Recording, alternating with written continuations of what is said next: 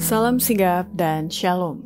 Renungan kita pada hari ini, Kamis 20 Mei 2021, berjudul Dalam Kasih Kepada Orang Lain.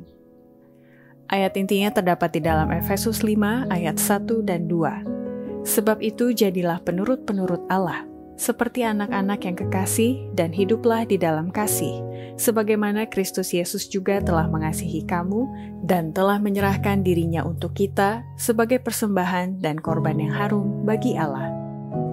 Peda Inspirasi menuliskan yang dimaksud dengan judul renungan kita pagi ini, dalam kasih kepada orang lain, dan ini yang harus menjadi landasan patron setiap orang sejak di dalam rumah tangga dengan berpijak dan selalu menuruti teladan yang sempurna itu adalah sebagai berikut. Pertama, seseorang memiliki kasih yang dalam bagi orang lain bila mana orang itu berbelas kasihan bagi janda dan yatim piatu. Kekristenan harus menyediakan para bapa dan ibu untuk orang-orang ini yang tak mempunyai tempat tinggal. Belas kasihan bagi janda dan yatim ditunjukkan dalam doa dan perbuatan akan muncul dalam ingatan Allah untuk diberi penghargaan nanti. Kedua, seseorang memiliki kasih yang dalam bagi orang lain bila mana orang itu memupuk kasih kepada Allah dan sesama manusia sehingga ia memiliki tabiat di atas semua kelemahan manusia. Kasih kepada Allah dan kasih kepada satu sama lain harus dipupuk, karena itu sangat berharga bagaikan emas. Sekarang kita perlu menunjukkan sebaik-baiknya tabiat dari agama yang murni dan yang tidak bercacat celah, yang dalam sifatnya dan tuntunannya adalah lawan dari sifat mementingkan diri sendiri. Kasih seperti yang dicontohkan Kristus adalah kasih yang tidak ada bandingannya.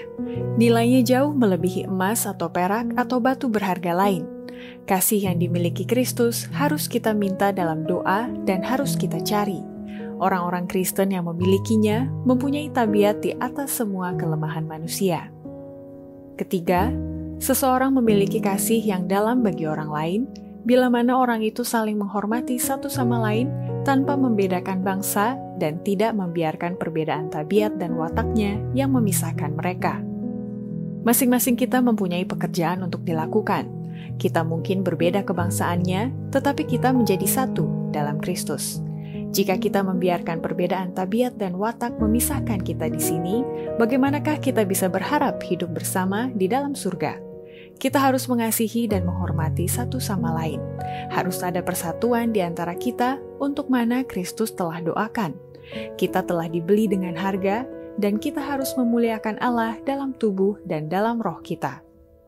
Keempat, seseorang memiliki kasih yang dalam bagi orang lain bila mana semua orang dapat melihat Yesus ada dalam kehidupannya dengan mengasihi dan memenangkan hati semua orang yang berhubungan dengannya. Biarlah Kristus kelihatan dalam segala sesuatu yang kamu lakukan. Biarlah semua orang melihat bahwa kamu adalah surat Yesus Kristus yang hidup. Jadilah mengasihi. Biarlah hidupmu memenangkan hati semua orang yang berhubungan dengan kamu. Terlalu sedikit yang dilakukan sekarang ini untuk membuat kebenaran itu menarik kepada orang-orang lain. Kelima, seseorang memiliki kasih yang dalam bagi orang lain bila mana ada perbuatan kasih yang membaur di dalam hidupnya dan itu menjadi perhiasan surgawi di dalam kehidupannya sehari-hari yang memberikan kemuliaan dan keluhuran kepada jiwa dan kepada Tuhan. Jika kita mengasihi Allah dengan segenap hati, kita juga harus mengasihi anak-anaknya. Kasih ini adalah roh Allah. Kasih itu adalah perhiasan surgawi yang memberikan kemuliaan dan keluhuran kepada jiwa dan membaurkan hidup kita kepada hidup Tuhan kita. Tidak menjadi soal berapa banyak kualitas baik yang kita miliki, seberapa terhormat dan murni diri kita anggap. Jika jiwa tidak dibaptiskan dengan kasih karunia surgawi kepada Allah dan kepada satu sama lain, kita masih kurang dalam kebaikan yang sejati dan tidak layak masuk surga, di mana ada semua kasih dan persatuan. Demikianlah renungan kita pada hari ini, kiranya Tuhan memberkati kita semua.